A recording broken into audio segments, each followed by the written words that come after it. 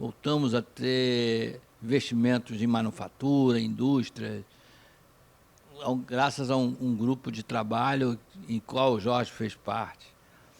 E depois ele passou pelo NPI num momento complicado, que era um momento de passar do papel para o digital, imagina, aqueles arquivos enormes, desafio. E de também reduzir os prazos, né? Vocês lembram do tempo que para registrar uma marca, uma patente, era quase uma novela com milhares de capítulos.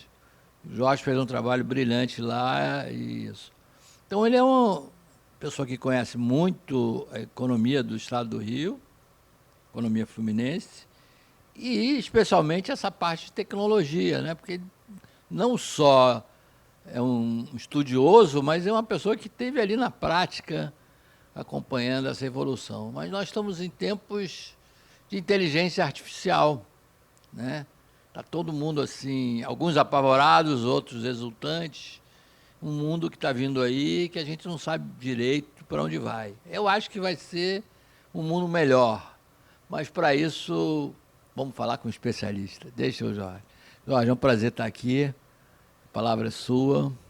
Queria que você começasse falando em termos gerais, mas que você falasse um pouquinho também, no nosso caso, do Estado do Rio, como é que a gente vai se encaixar nesse processo. Vamos fazer uma trajetória. Eu acho, primeiro, eu queria agradecer muito a FEComércio, a honra, a possibilidade de estar com o Vidor, a quem eu não vi há muitos anos. Né? Realmente, a gente se viu nesse período, foi no fim da década de 90. Meu Deus! Assim, mas andávamos de calça curta, os dois, né? Crianças ainda, estagiários. Na Companhia de Desenvolvimento Industrial do Rio de Janeiro, com Marco Antônio Lima, Maurício Chacur. Foi um time muito, muito bom, de verdade. E a gente pôde trabalhar essa questão da tecnologia, já naquela época já era uma questão importante. Eu depois passei pela FINEP, e isso foi ficando... Até eu cheguei na FINEP no momento do boom das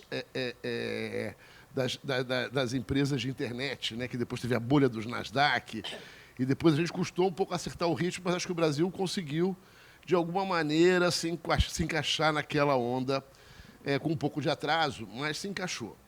E a gente foi vivendo, né? O período do NPI foi um período muito bacana, e eu tive a oportunidade de trabalhar na Qualcomm, depois que é uma empresa ligada à área de tecnologia muito diretamente. Eu me mudei para São Paulo por uns poucos anos, e foi uma experiência gratificante para conhecer esse mundo da tecnologia mais ainda de perto, sabe? E veio a pandemia, e na sequência da pandemia... A pandemia empurrou todo mundo para casa e para a internet, né? Na sequência da pandemia surgiu o ChatGPT. E o ChatGPT produziu, como você diz, admiração e medo, né? Você falar com uma máquina como se fosse uma pessoa. E essa máquina tira todas as tuas dúvidas, né? A máquina te ajuda a escrever. Você lembra mais ou menos de alguma coisa, coloca lá, ela completa. Ou cria um personagem até, né? Um psicólogo.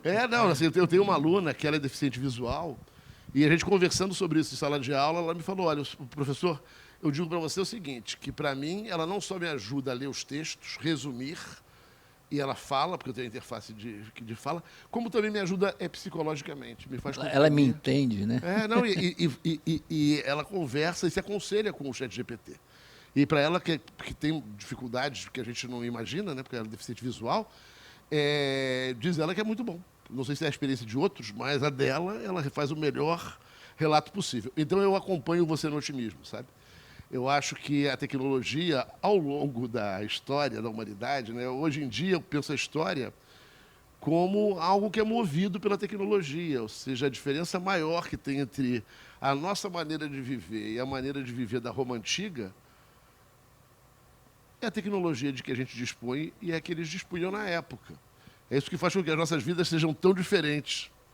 E aí tudo mais, né? Mas o motor da diferença me parece ser isso que a criação humana foi construindo cumulativamente ao longo do tempo e que desemboca nessa surpresa espetacular que, numa manhã de novembro de 2022, eu me deparei com ela e falei, isso muda tudo, porque isso muda a maneira da gente se relacionar com o trabalho. Até então, a gente tinha automação de tarefas, né? A gente agora não. A gente agora tem uma inteligência que ajuda a organizar as tarefas, que pode ajudar a planejar as tarefas, que pode comandar a execução das tarefas. Então, não é mais aquela automação que só tira o trabalho de quem carrega pedra, que já era maravilhosa. Tá certo? Porque assim, o ser humano não nasceu para fazer um esforço sobre-humano. Não é? Então, se a gente puder liberar as pessoas de uma tarefa muito pesada... E repetitiva, inclusive. Repetitiva, pesada, né? Muito bom. Mas agora ela mais do que isso. Ela ajuda você na tarefa criativa. Então, você tem IAs que estão fazendo vídeos, IAs que estão fazendo música, IAs que estão fazendo inventos. Né? Eu não sei se você tem clareza disso, eu tenho muita questão de patentes. Uma invenção não é algo que vem do além. Uma invenção nasce do estudo. Você tem um problema, você estuda as soluções de outros problemas e você intui que talvez juntando isso com aquilo outro, eu consiga resolver esse novo problema. Talvez aquela substância que foi boa para curar artrite, se ela for turbinada de alguma maneira, ela ajude a curar um câncer de osso. E é assim que a ciência e a técnica vão evoluindo. E, impressionantemente, as inteligências artificiais começam a conseguir juntar isto. E elas juntam com mais facilidade, porque elas leem muito mais rápido. Então, eu acho que... consultam muito mais dados simultaneamente. Uma quantidade imensa de dados num tempo de uma vida para a gente. Né? Uhum. Outro dia eu comentava sobre desenvolvimento econômico com a Aspásia Camargo, que é uma pessoa que eu tenho uma admiração muito grande, e ela falou, temos que fazer um estudo. Eu falei, Aspásia, não vamos fazer um estudo, vamos ler os estudos. E nem vamos ser nós. Vamos botar o ChatGPT para ler. A gente coloca as perguntas e pede para ele responder em cima dos milhares de estudos que o BNDES já pagou. Estão todos ali. E, hoje em dia, é muito difícil lê-los todos, porque é muito volume. Difícil para nós humanos. Para a inteligência artificial é num minuto. Né? E pode responder qualquer pergunta. Então, vamos colocar esse conhecimento que já existe mais ainda a serviço do desenvolvimento, mais ainda a serviço das pessoas. Né? Agora, há um desafio. E acho que o tema desse painel endereça exatamente esse desafio. A gente tem que preparar as pessoas para isso.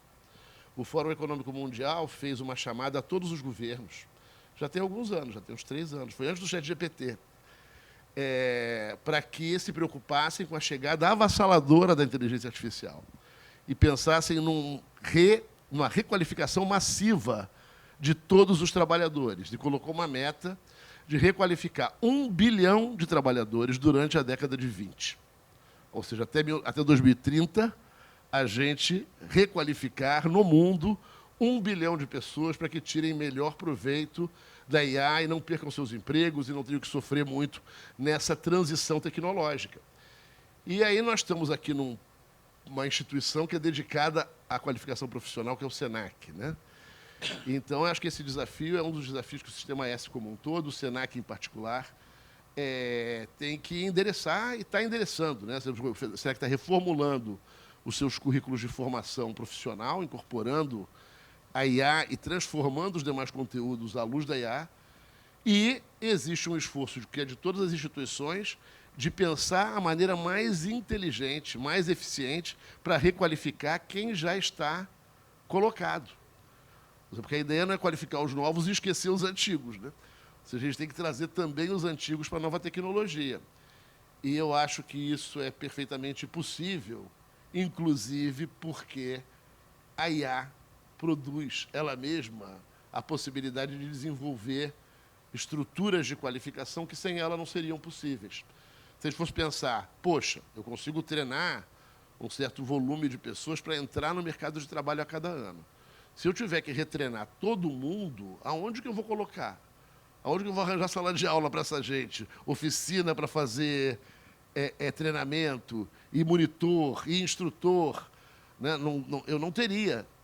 Mas se eu puder emular isso no próprio ambiente de trabalho, com a ajuda de uma IA, com a ajuda de um ChatGPT ou de alguma outra inteligência artificial, eventualmente usando óculos de realidade aumentada, que você pode treinar, montar e desmontar uma peça que não existe, né? Você está montando, você está conhecendo ela usando a inteligência artificial e outras tecnologias que estão agora disponíveis. Então, acho que esse é o caminho, né? E eu acho que isso aí a gente vai explorar no Brasil e tem que explorar com rapidez, porque eu acho que isso é uma oportunidade para o Brasil de superar, não só para o Brasil, para todos os países em desenvolvimento, de superar anos de atraso em algumas áreas muito importantes, entre elas a educação. Então, a gente tem a possibilidade de que não falte mais professor de nada em lugar nenhum, né? A gente tem condição de suprir com a IA, aonde, porventura, haja escassez de professores, aonde os professores têm algum tipo de falha na sua formação ou de dificuldade de atualização. Na área de matemática e área das ciências, são as áreas onde se reporta uma deficiência maior de professores no Brasil, e inclusive no Rio de Janeiro, que você pede que eu me reporte também ao Rio de Janeiro. Acho que isso é... Não, eu estava me lembrando o seguinte, você vai dar uma aula sobre fração, né? Você ganha tempo com isso. Você tem o melhor professor do mundo ali. Ele pode monitorar, não sei quantas... Tirar todas as suas dúvidas. A aula vai pegar qual é a melhor aula de fração que possa existir, né? Ou a história do Império Romano, sei lá. Sim, não, e observe que a melhor aula de fração que possa existir depende de aluno para aluno. Porque para um aluno que já está muito adiantado, é uma aula sobre frações. Para um aluno que tem uma deficiência de formação, é outra, né? Quando o professor está em sala de aula, ele tem que dar aula para a média da qualificação da turma, não é isso? Ele vê que tem alguns alunos mais fracos, tem alguns alunos que estão mais preparados, e ele dá uma aula ali no meio que não agrada muito a ninguém, porque a aula não atende às expectativas de quem está mais adiantado e não é tão meticulosa quanto seria do desejo dos que estão com mais problema, né? Então, a IA ela permite que você, sendo você mesmo, professor Jorge, que eu dê aula diferenciada para cada um dos meus alunos.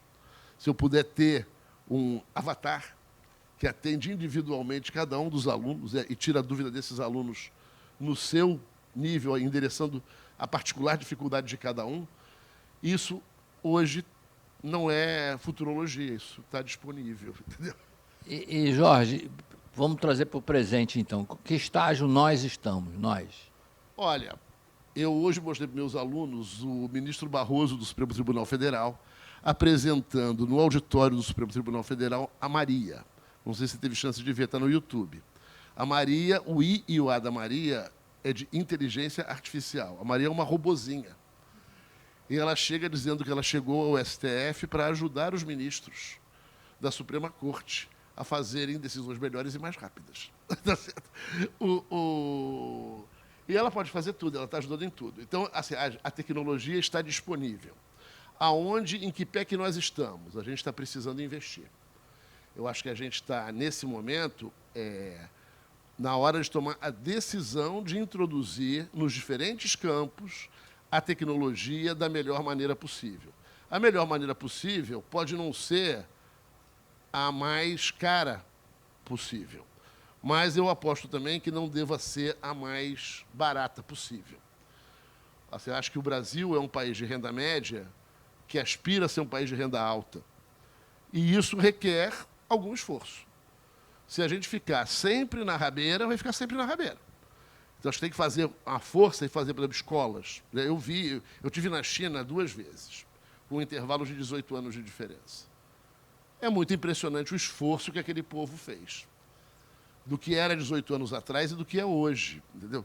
Isso não é mágica, você tem que priorizar, não é isso? Tem que se esforçar. Então, assim, meu sonho é entrar na mesma escola primária, que eu entro desde os 18 anos para votar, e ver aquela escola com internet e inteligência artificial. Porque até hoje não teve investimento nenhum naquela escola na Tijuca, não é numa comunidade, não é num bairro pobre, tá certo? Era um bairro de classe média, a escola é fundamental, tem exatamente a mesma tecnologia, o mesmo quadro negro, as mesmas carteirinhas, que tinha 18 anos atrás. Então, acho que essa realidade tem que superar. Assim, as escolas privadas estão fazendo isso, especialmente as mais avançadas, de uma maneira muito rápida e tão certíssimas. Eu acho que a gente precisa fazer com que essas escolas sejam modelo para as escolas públicas ideais que a gente deveria estar se preocupando, nesse momento, já em construir. Assim, isso não custa uma fortuna. Talvez não se possa fazer em todas as escolas ao mesmo tempo, talvez tenha que se escalonar, fazer por séries, né? Não sei, há que pensar uma estratégia frente à realidade das contas da Prefeitura, do Estado, da União, né? Mas eu acho que a gente está no momento de introduzir da maneira mais veloz possível essa tecnologia, porque isso nos permite competir de igual para igual com os países mundo afora. Se eu quero ter uma população que vai ter um nível de vida comparável ao nível de vida dos países da OCDE, a gente precisa fazer um esforço, se concentrar e botar isso para funcionar. Eu outro dia vi uma projeção, se a gente mantiver um ritmo de crescimento entre 2 e 3, claro que talvez não seja contínuo, a gente chega em 2050 com a renda do Canadá. O Canadá tem hoje, né? Não, claro que o Canadá também vai andar para frente. Vai andar muito para frente, e assim, vou te dizer o seguinte, que posso eu ser otimista demais, entendeu? Não, eu estou dizendo que é estatística, é claro. Assim, eu acho o seguinte, que essas tecnologias elas têm um impacto potencial sobre a produtividade muito grande. Então, não é mais um sonho crescer em proporções chinesas. Dá para crescer como a China cresceu com um esforço menor. Porque a tecnologia ela exponencia a produtividade. E ela não exponencia a produtividade só do trabalhador braçal. Ela exponencia também a produtividade do trabalhador intelectual. Então, o tempo que um engenheiro leva para projetar um edifício pode ser dividido por um número maior que 3. O tempo de construção pode ser muito reduzido. Hoje você tem impressoras 3D de casas, de galpões. Então, isso vai desempregar a mão de obra da construção civil? Se a mão de obra da construção civil só souber fazer obra usando tijolo, cimento e tecnologia convencional, sim. Se a gente conseguir qualificar essas pessoas, Jorge, porque a manutenção disso continuará sendo manutenção, entendeu? Pode ser até mais planejada, mas tem manutenção. A construção civil não acaba. Se você construir todas as casas que precisam ser feitas, terá manutenção por 30 anos dessa Ainda construção. tem manutenção por 30 anos, mas mesmo a manutenção, eu tenho que te dizer... Talvez encurte... vai encurtar o tempo, assim, você já tem robôs sendo projetados para construção civil, robô sendo projetado até para ser professor. Hoje o aluno me trouxe que na Albânia eles fizeram pela primeira vez a experiência de substituir um ministro por uma inteligência artificial. Um ministro de Estado. Estão botando o ministro da parte de administração por uma IA. Ele até brincou que assim, as IAs não têm parente. IA não tem interesses ocultos. Pode não ser ruim, não. Então, assim, se a gente usar bem a IA, né, eu me lembrei muito, nos Estados Unidos, anos atrás, nada a ver com IA, pequenas cidades, alguns condados, preferiram contratar empresas que eram de administração condominial para executar as tarefas da prefeitura. Acharam que era melhor para elas ter uma administração tipo administração profissional de condomínio, administrando a cidade. Se a gente for trazer isso para o tempo de hoje da IA, que partes do Estado a gente teria vantagem se a gente colocasse uma IA adequadamente treinada, adequadamente supervisionada, adequadamente transparente, para pilotar parte do assunto público, parte do interesse público. Então, eu acho que esse mundo que a gente tem que se preparar para ele, Vidor. Assim, o Rio de Janeiro é um estado que a gente lamenta tanto, né? Que, com todo esse potencial, a cidade mais linda do mundo. Quem vem aqui se apaixona pela cidade e com os problemas que a gente se recusa a resolver. Não existe problema insolúvel. Assim, agora, quando você olha a falta de caminho, a gente não tem uma orientação. Como é que a gente vai resolver a segurança pública no Rio de Janeiro? Não tem.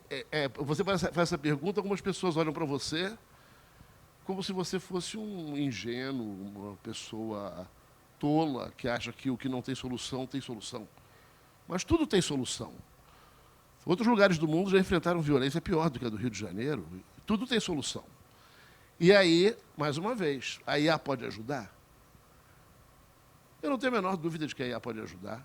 Tá certo? Cada vez que eu vejo um policial entrando numa zona conflagrada para levar tiro, eu lembro do Robocop. O policial não nasceu para levar tiro. Que história é essa? Entendeu? Assim, na guerra da Ucrânia, você tem drones que prendem pessoas, que prendem pelotões, cercam o pelotão e conduzem o pelotão desarmado até o campo de prisioneiros. Então, a solução tem, e a tecnologia vai trazer soluções ainda melhores. A gente vai ter que se preparar para usá-las de maneira democrática, transparente, limpa, institucional. Porque resolver a violência como o Bukele está resolvendo em El Salvador, me parece que é algo que a gente deva evitar. Acho que se a gente não for inteligente para produzir uma solução melhor, a população do Rio de Janeiro vai pedir um Bukele. Mas a gente vai ser inteligente, não vai deixar isso acontecer. Vai usar a IA para controlar o crime antes que a gente precise de uma solução à la El Salvador. E acho que isso vale também para a educação, acho que isso vale para a saúde, acho que isso vale para a defesa civil. A gente vive tempos de mudança climática. Desastres vão acontecer, né? A gente pode usar a IA para prever os desastres antes, pode usar a tecnologia para alertar as populações de uma maneira mais efetiva. Então, e aí, se a gente for implementar essas soluções todas, tem emprego para todo mundo. Porque é muita coisa que tem que pensar. Então, eu sou otimista. Minha única dúvida é se a gente vai ter hombridade, peito e fazer o que tem que fazer. Que a primeira coisa é botar bons políticos trabalhando pela gente, tomando as decisões que tem que tomar e colocando essa cidade, esse estado, esse país para andar. Tá certo? O Rio de Janeiro tem tudo para ser um colosso, ele é um colosso. Assim, o mundo pede para descobrir o Rio de Janeiro e quem descobre adora, até a hora que é assaltado. Não, você tem razão. Quer dizer, a gente vive quase no paraíso, só que tem umas pessoas atrapalhando esse ambiente, né? Agora, Jorge, o que efetivamente a gente pode fazer no presente? Por exemplo, o nosso mundo acadêmico pode nos ajudar nisso? Você Pode que, ajudar, eu acho você que que pode, faz a ponte entre as duas coisas? eu acho que pode ajudar muito, porque o mundo acadêmico ele está posicionado para melhor, talvez, ou antes, ou de uma maneira mais serena, absorver essas tecnologias que estão sendo desenvolvidas mundo afora, entender a realidade brasileira e, de alguma maneira, ajudar as autoridades, as empresas, as famílias a utilizarem essas tecnologias para o seu maior bem-estar, para o desenvolvimento, para a educação, para a saúde, para a defesa civil e para a vida cotidiana. Então, eu acho que a academia tem condição de, hoje no Brasil, de fazer uma... Porque quando a gente fala customização, adaptação, parece uma coisa menor. Não é. A tecnologia que a gente talvez não devesse, não sei se não deve, mas que para mim não é o prioritário nesse momento, tentar fazer uma máquina para competir com essas grandes que já estão prontas. Não preciso, porque essa gente precisa desesperadamente de desenvolvedores de soluções a partir dessa base de tecnologias. E eu acredito, assim, desde o tempo da FINEP, você esqueceu, mas a gente também teve junto da FINEP alguma vez, desde o tempo da FINEP, que a gente lamentava que o Estado brasileiro era pouco demandante de soluções de alta tecnologia. Porque você financiar a inovação é uma parte, mas não adianta eu financiar você para produzir algo e você não conseguir vender. Se o Estado brasileiro não ajudar comprando, como fazem outros estados, como faz os Estados Unidos, como faz a França, como faz o Canadá, ou seja, encomendando soluções de alta tecnologia, fica mais difícil para as empresas crescerem, porque o povo tem pouco dinheiro.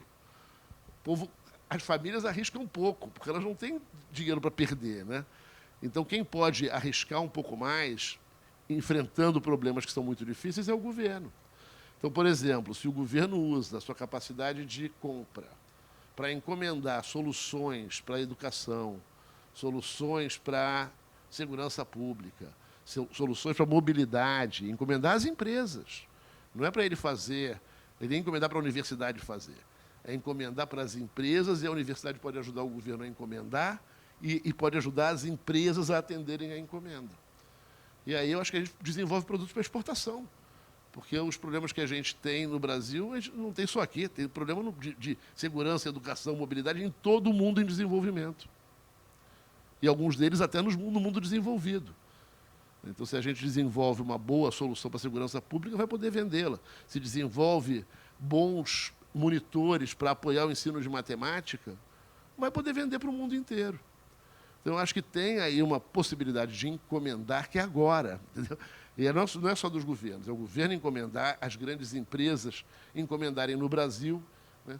Outro dia, eu até postei isso no site da SNA, da Sociedade Nacional de Agricultura, que eu tinha ficado aborrecido com o fato de que a JBS aplicou 100 milhões de dólares, 100 milhões de euros, para desenvolver carne a partir de células, crescer células em laboratório, para uma startup na Espanha. Assim, por que a gente está fazendo de errado aqui, que uma empresa brasileira prefere investir para apoiar o agronegócio brasileiro numa startup espanhola? Então, acho que a gente está precisando, nesse momento agora, dar uma virada de inovação, como a gente já vem falando há muito tempo, e o governo poderia dar o exemplo. Acho que o papel do exemplo é muito importante. O governo é sinalizador. Se o governo sinaliza que a gente vai caminhar numa direção de modernização, de avanço tecnológico, de inovação, as empresas se articulam, se motivam mais. Se as empresas veem que o governo fica muito recuado, elas também ficam temerosas de será que o ambiente vai ser favorável? Será que vai ter uma tributação? Isso não só em âmbito federal, né? Também até no âmbito das grandes prefeituras, dos governos e das pequenas estaduais. também. A gente está lançando, dessa semana, um projeto de extensão para apoiar as pequenas empresas, as pequenas prefeituras, a se tornarem cidades inteligentes, investindo em IA para melhorar a comunicação com a população, para melhorar a escola municipal, para melhorar qualquer aspecto que o prefeito, que a prefeitura, que aquele município entenda que pode ser melhorado com a ajuda de uma tecnologia que é capaz de interagir com as pessoas, de orientar o que elas fazem e de executar tarefas. Então, é uma tecnologia poderosa, dá para fazer muita coisa com ela. E o Rio de Janeiro, assim, se a gente for pensar em Rio de Janeiro, assim, a primeira coisa que me vem na cabeça, e de muita gente, é turismo, né? Turismo tem alguma coisa a ver com isso? Olha, tem tudo a ver com isso. Para começo de conversa, barreira linguística. Você com uma IAzinha bem feitinha para tradução, bate papo com qualquer pessoa de qualquer idioma, num táxi, na recepção do hotel, na mesa do bar ou do restaurante. Então, você já propicia para o turista uma experiência melhor, que dá um spin-off muito grande. Porque eu lembro o quanto que eu me senti aprendendo o dia que eu consegui falar inglês. Porque eu conseguia conversar com outras pessoas, porque eu conseguia ver um mundo que eu não conhecia. Então, acho que na hora que os brasileiros começarem a conversar com estrangeiros, como se estivessem conversando em português, a gente vai aprender muita coisa. Eu sou otimista. Eu acho que a tecnologia vai ser boa para o mundo, para o Brasil e para o Rio de Janeiro. Gente, que bom, né? Porque é também assustador. O ser humano é de natureza conservadora. Conservador não no sentido político, né? No sentido de se manter do jeito que está, né? Ele teme sempre a transformação, o que é que vem pela frente de novo, né? O novo, né? Sempre assusta um pouco. Mas a gente tem que encarar isso como um desafio e como uma oportunidade, como o Jorge está falando. Acho que foi ótimo, Jorge. Você abriu aqui. Vou dormir melhor essa noite, ou menos preocupado. Bom, então, te agradecer muito por esse nosso painel, primeiro da tarde, muito esclarecedor e também desafiador, né? Muitos desafios e com soluções, né? A ferramenta está aí. Vamos tentar usar essa ferramenta para resolver os nossos problemas. Então, eu te agradeço. Eu que agradeço, Vidor, agradeço mais uma vez a FEComércio. Tá? Acho que é essencial que a gente discuta, sabe? E traga mais gente para se animar a buscar caminho, buscar solução. O propósito desse evento é exatamente esse, e você atendeu plenamente. Vidor, muito obrigado e muito bom te rever. Foi um prazer meu. Passo para a nossa mestre. Muito obrigada a todos. Voltaremos em alguns minutos com o próximo painel.